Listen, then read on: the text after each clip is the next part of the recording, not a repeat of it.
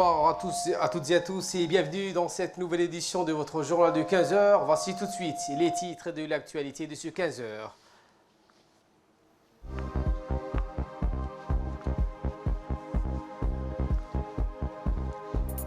Nous reviendrons sur la visite hier du chef de l'État dans la région nord du pays, Tadjoura. Et dans l'actualité internationale, début de la campagne électorale britannique. Voilà pour les titres. Merci si vous nous rejoignez sur Télé Djibouti. La journée était chargée pour le président de la République, Ismaël Margueli, hier avec successivement l'inauguration de la route Tadjoura-Balho, le lancement de la construction de la route Boli-Adeilou-Dafeinaïtou et enfin la visite du port de Tadjoura avant de regagner la capitale.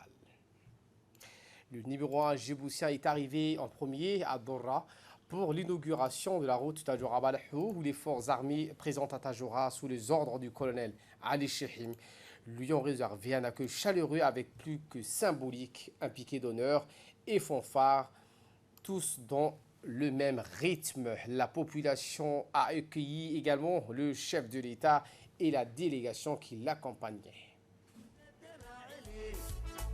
برسلم برسة الدراعلي أيومتي ما علن كابنا عدادي ما علن كابنا أيومتي ما علن كابنا عدادي ما علن كابنا يا ابن رميا بتدراعلي بادي لم بديدي تدراعلي برسلم برسة الدراعلي أيومتي ما علن كابنا عدادي ما علن كابنا أيومتي ما علن كابنا عدادي ما علن كابنا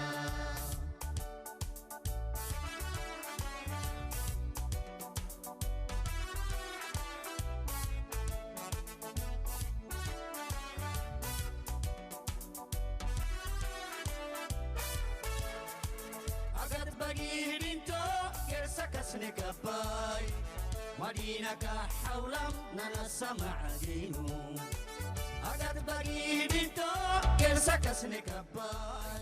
Le chef de l'État Ismaël Margueli a été accueilli à bras ouverts avec une ambiance festive. L'inauguration de la route Tadjoura-Balho traduit le désenclavement, l'amélioration de l'accès routier dans une perspective de promotion socio-économique d'une longueur de 120 km. L'axe routier Tadjoura-Balho ou la route nationale 11 va compléter le corridor nord avec le port de Tadjoura déjà opérationnel. Cette route d'envergure nationale et régionale aura un impact fort important sur l'économie de la région de Tadjoura et constituera le second axe d'échange entre Djibouti et le grand voisin éthiopien. Grâce à cette route, la durée du trajet entre Tadjoura et Balho a été réduite à moins d'une heure qui ont été divisées entre Djibouti, Tadjoura et Balho. Le chef de l'État Ismaël Margueli, accompagné de nombreux officiels dont le Premier ministre, le président de l'Assemblée nationale, les membres du gouvernement et les autorités civiles et militaires du pays, a officiellement inauguré la route Tadjoura-Balho.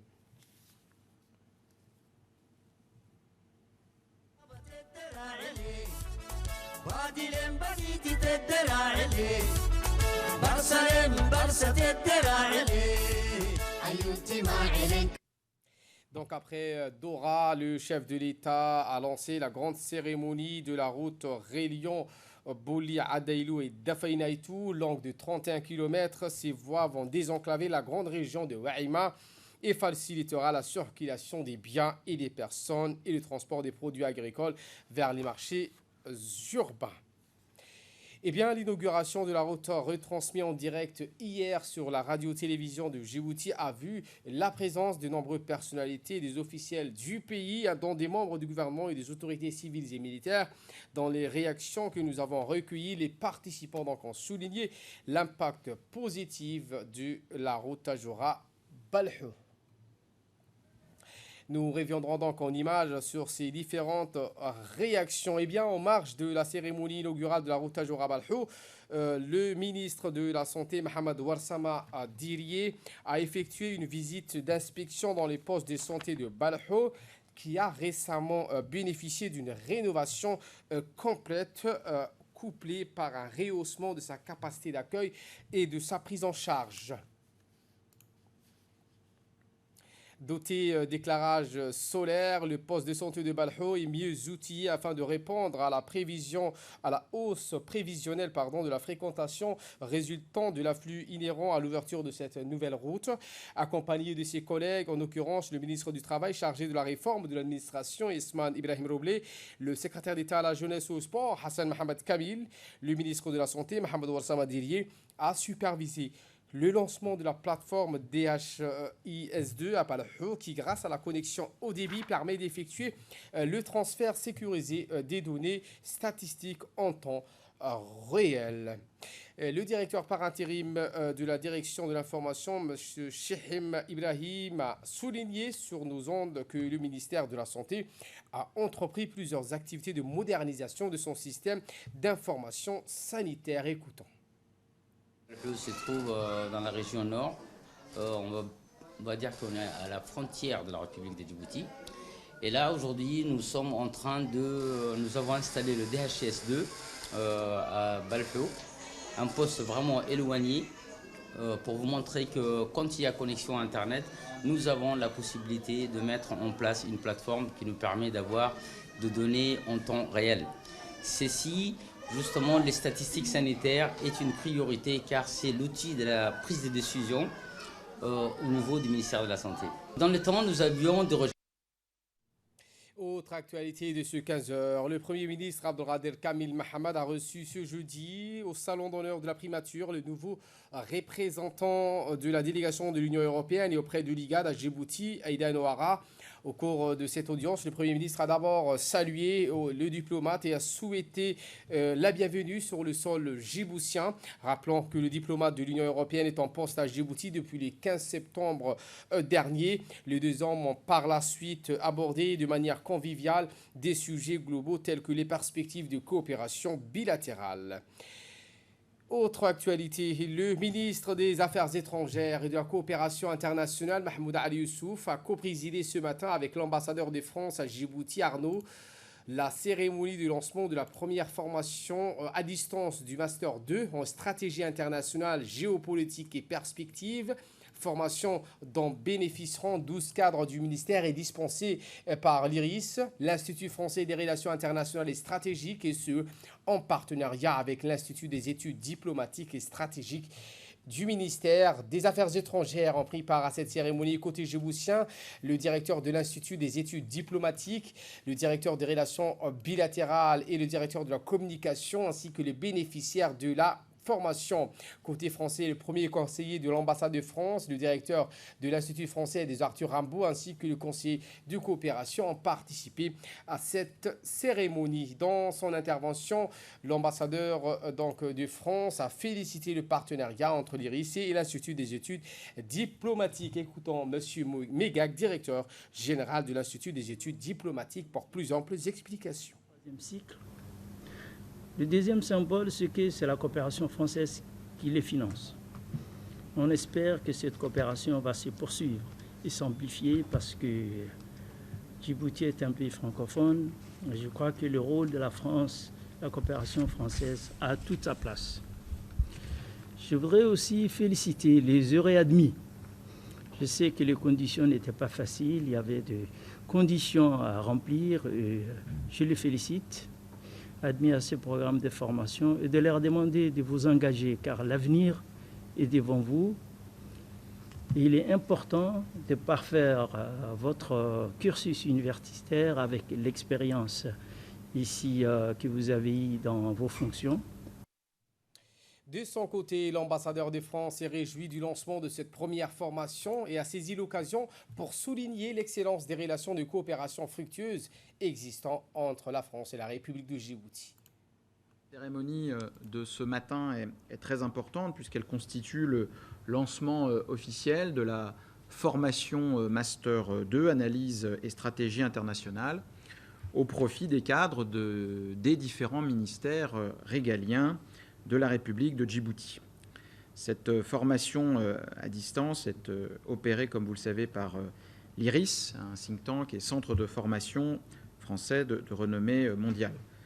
le directeur vient de remercier très chaleureusement tous les initiateurs, côté djiboutien, côté français, et je m'associe pleinement à ces propos. Il s'agit pour l'ambassade de France de lancer une coopération structurelle, structurante et substantielle avec le ministère des Affaires étrangères djiboutien. Cette formation, qui est la première d'un nouveau genre, va permettre à 12 cadres, alors on ne sait pas s'il faut les appeler cadres, étudiants, agents, en tout cas 12 heureux bénéficiaires, d'obtenir un diplôme, mais surtout une consolidation de vos acquis professionnels. Et ça, c'est un élément majeur. Aujourd'hui, on peut être diplômé à 20, 23, 25 ans, avoir une excellente formation. Il va de soi que quelques années après, on a toujours besoin de se former. Et prenons la parole en dernier, le chef de la diplomatie djiboutienne a tenu tout d'abord à remercier l'ambassadeur de France à Djibouti pour avoir facilité le partenariat entre l'Institut des études diplomatiques et l'IRIS. Il s'est ensuite félicité de ce partenariat qui aidera, a-t-il dit, à accomplir sa mission de formation, de recherche et d'études diplomatiques et stratégiques grâce au partage d'expertise nécessaires. Écoutons. Persuadé que l'Institut des études diplomatiques profitera pleinement de l'expérience et du savoir-faire de l'Institut des relations internationales et stratégiques. À cet effet, un certain nombre d'équipements informatiques et de supports de données ont été attribués à l'UED et à travers l'UED à vous, cadres étudiants, ce qui va certainement vous permettre d'obtenir des formations et à l'UED de dispenser des formations de qualité avec des outils performants. Djibouti se félicite de ce partenariat parce que nous pensons que l'Institut des études diplomatiques pourra accomplir sa mission de formation, de recherche et d'études diplomatiques et stratégiques grâce à cette mobilisation des moyens adéquats, de synergie et de convergence de vues et de concertation et de partage d'expertise nécessaires au bon fonctionnement d'une telle institution. Par ailleurs, l'Institut des études diplomatiques compte organiser une série de séminaires, un peu plus d'une dizaine d'ici avril 2020, grâce au financement de l'Union européenne, que je tiens à remercier pour l'intérêt qu'elle porte à notre institution. Nous avons la conviction qu'il est essentiel de rester informé et au fait des mutations qui surviennent à travers le monde.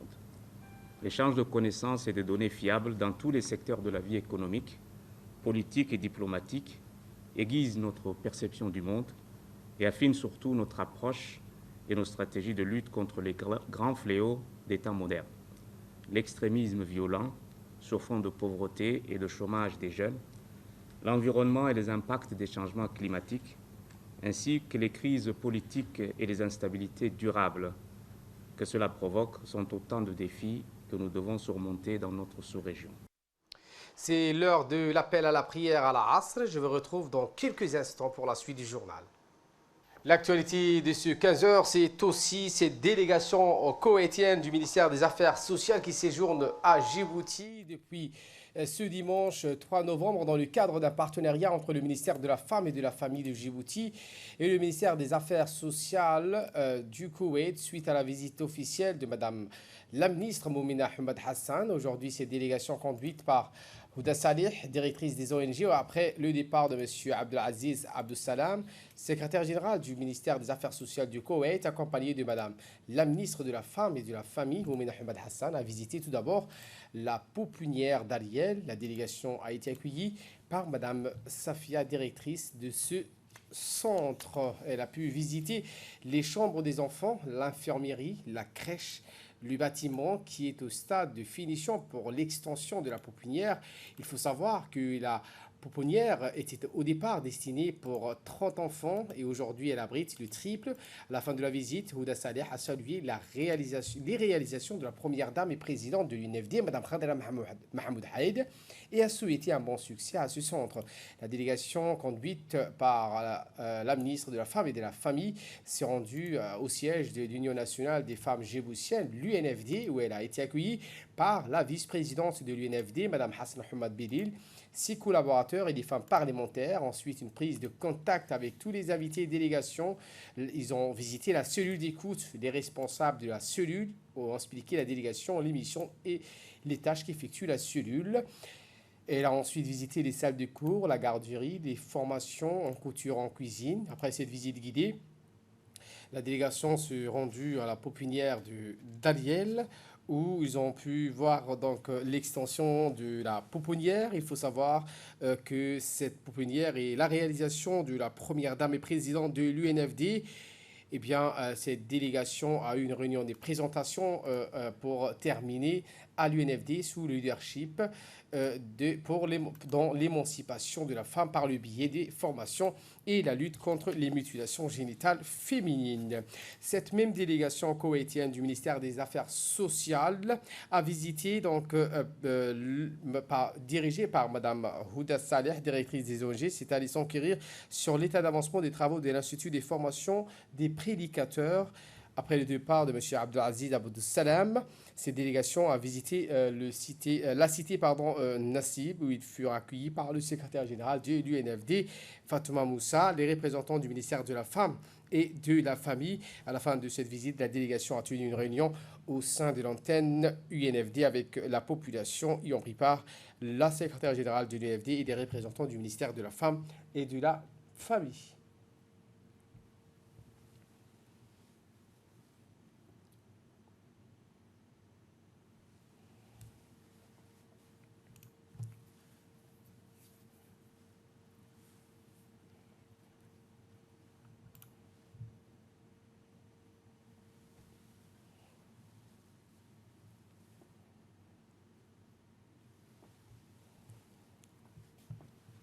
Dans la matinée du mardi 5 novembre, une forte délégation conduite par les secrétaires généraux du ministère des Affaires du secrétaire d'État à la décentralisation, dont Mme Ifrah Ali Ahmed, M. Ahmed Issa Faraj, composé au cadre du ministère des Affaires sociales, se sont rendus à Dikil pour donc, le projet du programme national famille.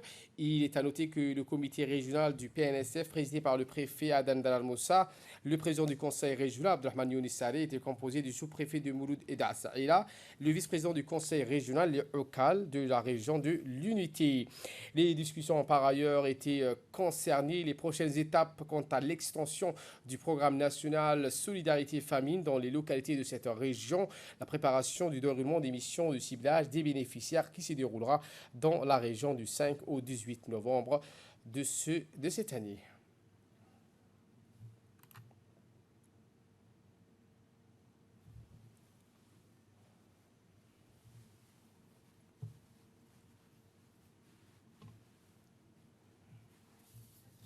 kasoo qaybgalkan wajahan in Écoutons pour plus amples explications la secrétaire générale du ministère de la Solidarité, Mme Ifrah Ali Ahmed. Au cours de la nouvelle phase, il s'agira de former ce comité à l'identification des bénéficiaires de PNSF. Alors, dans le cas de PNSF, il s'agit d'assurer aux citoyens en situation d'extrême pauvreté la sécurité alimentaire. Personne qui a faim n'a point d'oreille. D'abord, il faut aider, secourir les gens à ce niveau. Mais il ne s'agit pas non plus de les laisser, de les abandonner dans l'assistanat. C'est pourquoi ce programme qui sera élargi dans un premier temps va être appuyé par le projet Pitch qui va leur permettre d'exercer des activités génératrices de revenus. Nécrologie pour clore l'actualité nationale, c'est avec une profonde tristesse que nous vous annonçons la mort de feu Saïd Ali Dalal, décédé le 4 novembre 2019 à 19h à l'hôpital Al-Rahma, technicien supérieur en météorologie, responsable de la climatologie de l'agence National de la météorologie, et bien le ministre de l'équipement et des transports, Moussa Ahmed Mohamed, le directeur général de l'agence nationale de la météorologie, Mohamed Ismail Nour, l'ensemble du personnel du ministère et des transports transmettent leurs sincères condoléances à la famille, aux proches et amis du défunt. Le défunt laisse derrière lui une veuve et 4 enfants que le Tout-Puissant l'accueille dans son paradis éternel. Inna lillahi wa inna ilayhi raji'un. Et de là, nous passons aux nouvelles du monde. Moins d'une semaine après la visite de Vladimir Poutine, le Premier ministre hongrois Viktor Orban accueille une autre figure controversée, le président Recep Tayyip Erdogan. Viktor Orban a offert au leader turc un accueil sans réserve, plaidant pour une coopération stratégique de l'Union européenne avec la Turquie. Explication. Le chef du gouvernement hongrois avait été l'un des premiers dirigeants à féliciter le président turc Recep Tayyip Erdogan après sa réélection en juillet et l'un des rares responsables européens à assister à la cérémonie d'investiture de son second mandat à Ankara. Mais l'alliance entre les deux hommes s'est surtout renforcée depuis la crise migratoire et l'accord conclu par Erdogan avec l'Union européenne pour retenir les réfugiés en provenance de Syrie. La diplomatie hongroise, la seule dont l'Union européenne a depuis lors rapporté son soutien à Erdogan dans toutes ses démarches controversées. Les deux pays ont aussi des liens historiques. Une partie de la Hongrie était occupée par l'Empire ottoman pendant un siècle et demi. Le souvenir du conflit sanglant s'est effacé au profit d'une coopération culturelle. Après la dissolution officielle du Parlement britannique, c'était le premier grand meeting de campagne pour Boris Johnson à Birmingham. Explication. Boris Johnson a attaqué de front son adversaire conservateur Jeremy Corbyn, qui veut négocier un nouvel accord de divorce qu'il soumettrait ensuite à un référendum, prévoyant aussi l'option de rester dans l'Union européenne. Une telle renégociation est toutefois jugée pas réaliste par le président sortant de la Commission, Jean-Claude Juncker. Le chef de l'exécutif avait lancé sa première salve dans un éditorial publié par son quotidien préféré, le Daily Telegraph, dans lequel il a comparé Jeremy Corbyn au dictateur soviétique Joseph Staline en raison de sa haine présumée des riches. Mais pour les conservateurs, le ministre chargé du pays de Galles a dû démissionner accusé d'avoir caché qu'il connaissait le rôle joué par un de ses collaborateurs pour faire s'effondrer l'accusation dans un procès pour viol. Un coup dur et les travaillistes n'ont pas été épargnés non plus en ce lancement de campagne, même si Jeremy Corbyn ne se laisse pas déstabiliser par la perte du numéro 2 de son parti. Voilà pour l'essentiel de ce 15h. Merci à vous de nous avoir suivis et très bon suivi des programmes sur Télé Djibouti.